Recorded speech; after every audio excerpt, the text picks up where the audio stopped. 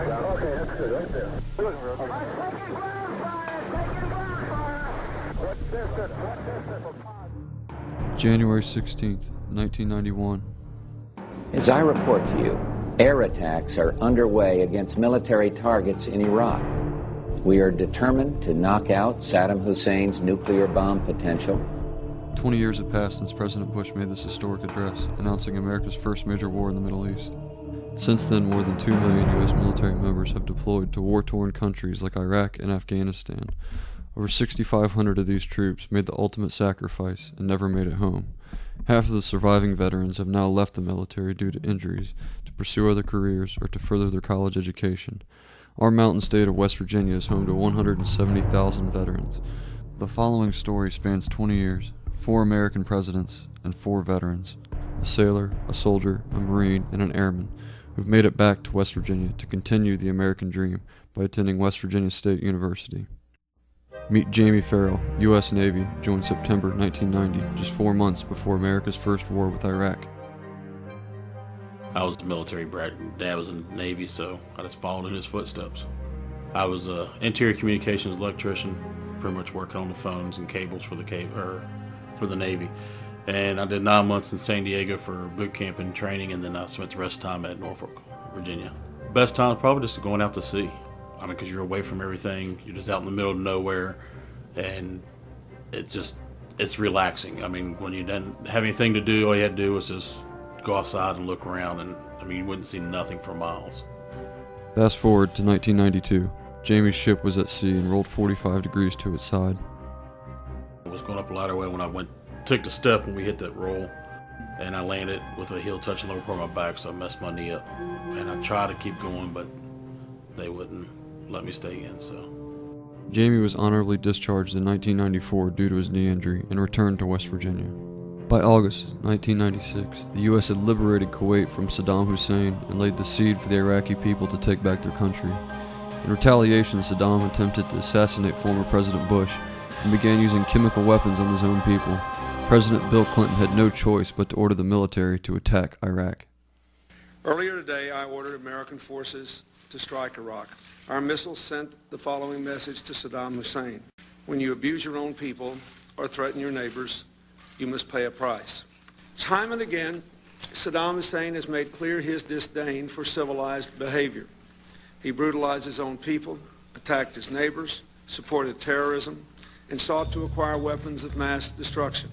Meet Tyler Miller, U.S. Army, joined June 1997, while America was once again at the brink of war. I remember talking to my dad one day, and my dad said, "Son, I really want you to go to college." And at that point, I said, "Dad, I'm joining the Army. I got big plans. I'm going to see the world." My MOS was 11 Bravo. 11 Bravo, that's infantry. And I've served a variety of places. My favorite and most lasting duty point was Fort Bragg, North Carolina. I remember very clearly going to Victory Road at Fort Benning. That meant a lot to me because there was times where I didn't think I was going to make it. I also remember being overseas in Afghanistan at the time and talking to my wife over the computer and finding out she was pregnant, and I just remember my whole concept of what we were doing and why we were there just changed, and I kind of felt uplifted.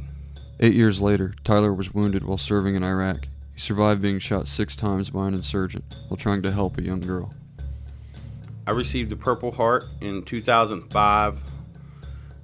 Obviously I was wounded in Iraq, a place called Lake Tartar. So from there I came back to the States, and we came back to West Virginia where my wife was from, and it's made it my home. In 1997, at almost the same time Tyler was leaving for the Army, another hero, Vasilios Dianellos, was gearing up to leave home for the Marine Corps. Oddly enough, I joined because I didn't have any motivation in high school, so I had horrible grades. I learned enough, but my grades were horrible, and for some reason I thought that would make me a good candidate for the military, and I figured if I was going to do it, I'd go with what I considered the best at the time. So I joined the Marine Corps and really actually got motivation afterwards. Graduating boot camp, becoming a Marine and getting off Parris Island was great. I've been to the Iwo Jima. Got to go on top of Mount Suribachi, which was humbling. Wake Island, Guam. Basically, I guess if you're a history buff, you would enjoy the stuff I did, and those were my best moments, is getting to see history and getting to see the world and doing it with some of the greatest people I've ever met. I was an aviation electrician on the F-18s.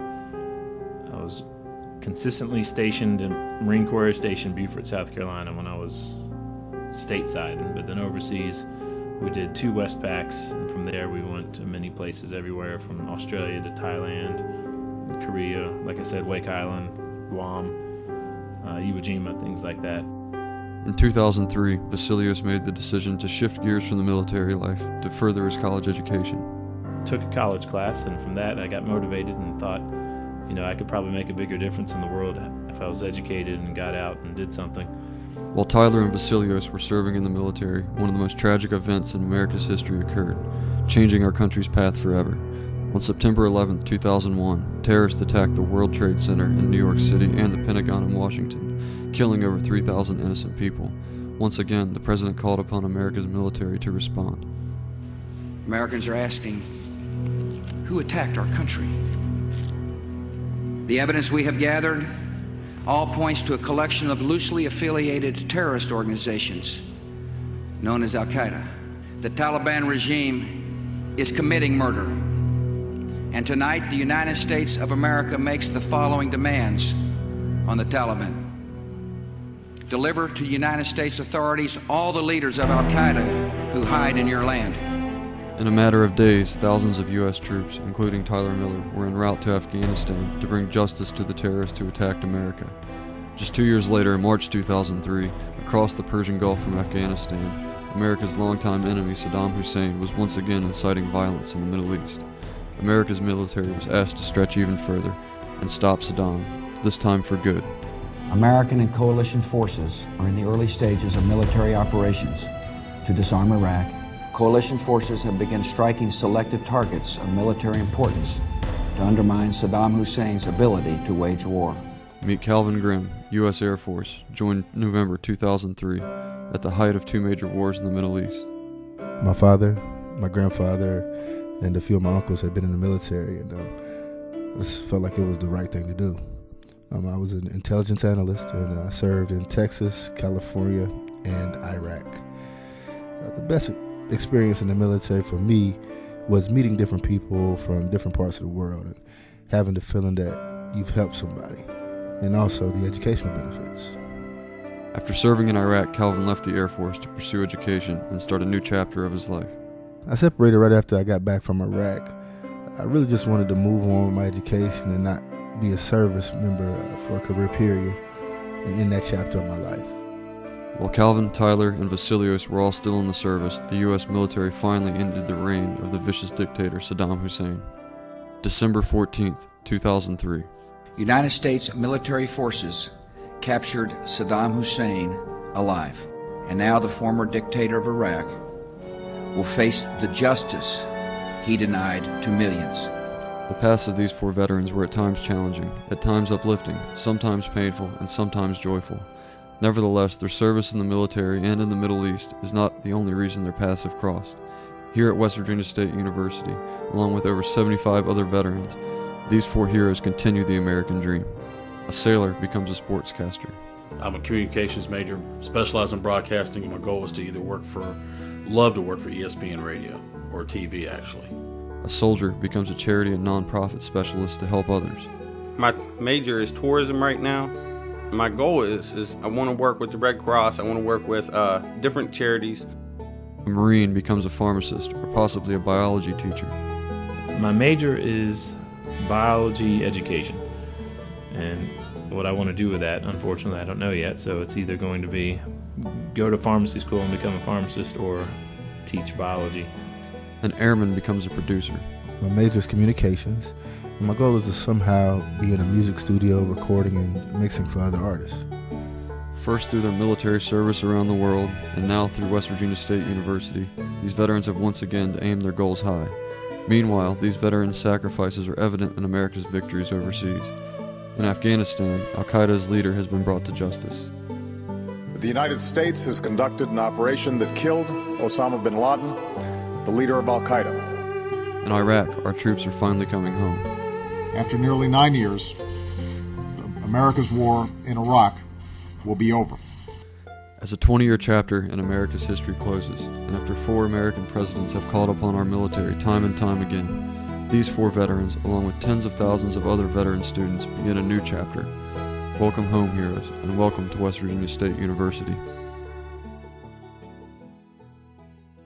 On behalf of West Virginia State University, we would like to thank these 4 veterans for their interviews and their service to our country: Jamie Farrell, Tyler Miller, Vasilios Dianellos, and Calvin Grimm, and also Byron Holmes for his voiceover assistance.